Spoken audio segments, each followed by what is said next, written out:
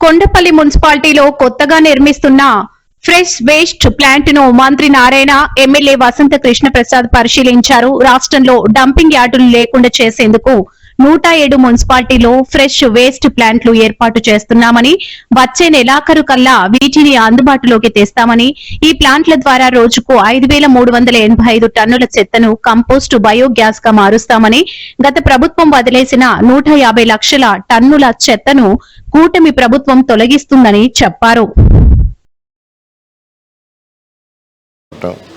గత ప్రభుత్వం ఆ 2 మాత్రమే ఉంచి మిగతా అన్ని క్యాన్సిల్ చేసింది. అంటే వాళ్ళకి అవగాహన లేక.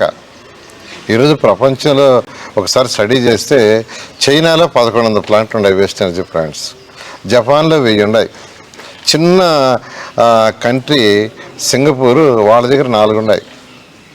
మన విశాఖపట్నం కార్పొరేషన్ అంతా, విశాఖపట్నం ఏరియా, విశాఖపట్నం కార్పొరేషను 680 చదరపు కిలోమీటర్లు అయితే సింగపూర్ 724 చదరపు కిలోమీటర్లు.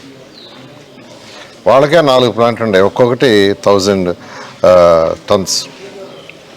అయితే ఈ ప్రభుత్వం రాగానే ముఖ్యమంత్రి గారు మరొక 6 ప్లాంట్లు శాంక్షన్ చేశారు. అవి కూడా వేగవంతంగా ఇప్పుడు వర్క్ జరుగుతున్నాయి. అయితే ఆ ప్లాంట్లు వచ్చేలాగా మరొక 2 సంవత్సరాలు పడుతుంది. ఎందుకంటే దానికి ఒక్కొక్క దానికి 400 నుంచి 500 కోట్లు క్యాపిటల్ ఇన్వెస్ట్మెంట్ అవుతుంది. అంతేకాని బాయిలర్స్ అవన్నీ కూడా వాళ్ళు ఆర్డర్ ఇచ్చుకుంటే కనీసం అవి 8 నెలలు పడుతుంది. లోకల్ పొలిటీషియన్స్ అందరి సపోర్ట్తో 2025 అక్టోబర్ 2కి 85 లక్షలు పూర్తి చేశారు.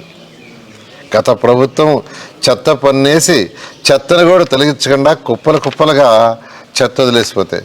సో 85 లక్షలు పూర్తయిన తర్వాత మళ్ళీ అధికారులని గ్రౌండ్ కింద ఉండేది ఎస్టిమేట్ చేయమని. ఎందుకంటే కొన్ని దగ్గర 4 మీటర్లు ఉంది, 5 మీటర్లు ఉంది, 7 మీటర్లు ఉంది, 3 మీటర్లు. అదంతా ఎస్టిమేట్ చేస్తే ఇప్పటికి మొత్తం 153 లక్షల టన్నులు వచ్చింది. అది కూడా ఆల్మోస్ట్ అయిపోయింది. బహుశా జూన్ ఎండింగ్కి ఆల్మోస్ట్ 100 మున్సిపాలిటీస్లో పూర్తిగా తొలగించేశారు.